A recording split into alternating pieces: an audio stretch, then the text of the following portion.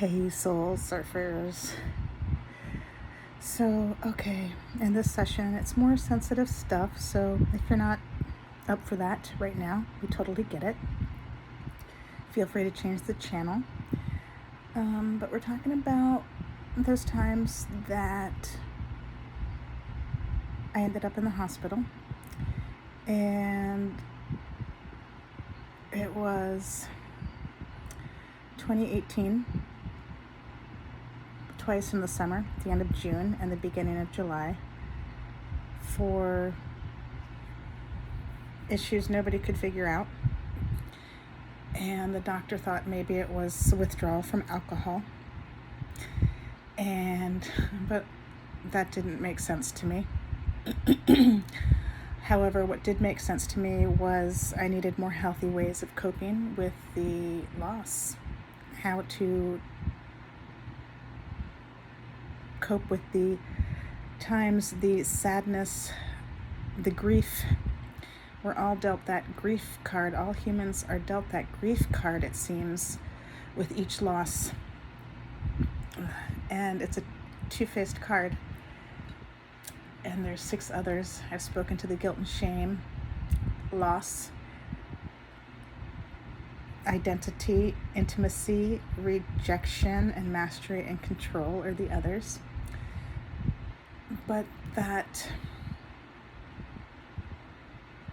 grief, when it goes mad, the sad goes mad. Healthy ways to cope with that don't wind me up lashing out at myself in obvious or hidden ways, or anybody else in obvious and hidden ways, from what I'm ingesting into my body to what I am thinking about other people, right? So just helping me be super aware of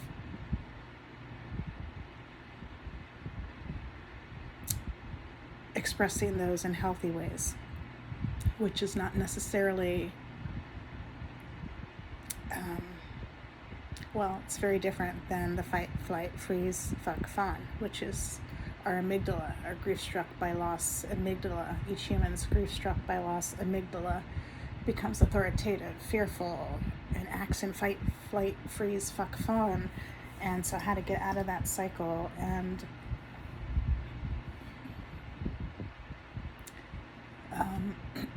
pardon me, also the ways that before we recognize it, or maybe just all the different ways we take it out on ourselves before we realize, and that we need a healthier way of managing, or else we're gonna die. So, it's all the ways that we can commit suicide without really committing suicide. Whether we do it consciously or unconsciously. So yeah, I was just made more aware, thankfully, in 2018, the summer of 2018. And it was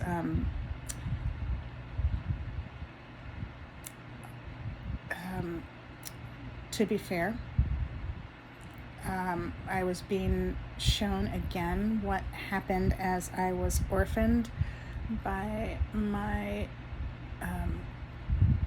not so much by my birth mother, who had been disowned by her father, my grandfather, for being pregnant with half Romani me, in a nation with a past of barring Romani births, but also for this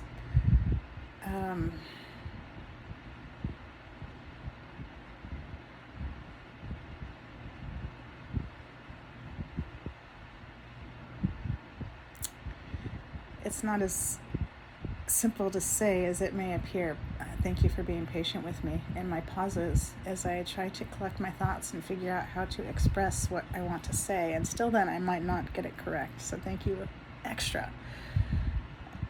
And understanding that, allowing me space to unfold the realities.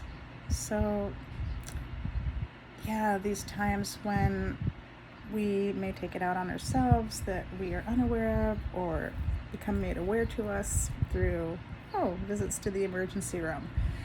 And So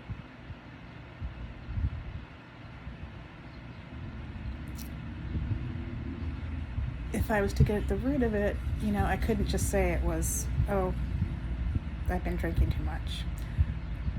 If I was to get to the root of it, it would be the loss and the unaddressed loss from the relinquishment to the adoption, systemically playing out this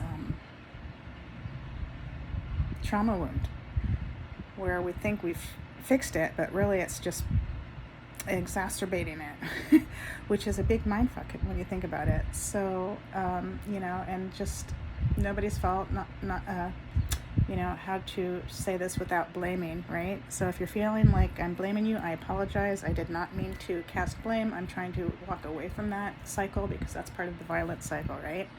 The blame game, the shame game. And so if I'm appearing to do that, I apologize. Please call me out and let me apologize further,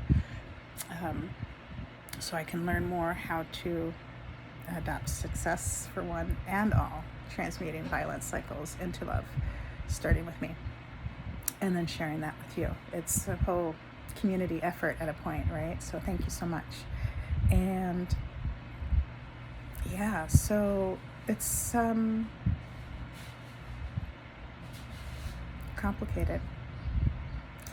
Thank you so much for helping us breathe life into adoption spirit magic. Heartily, we are grateful. Until next time, ciao for now. We love you all.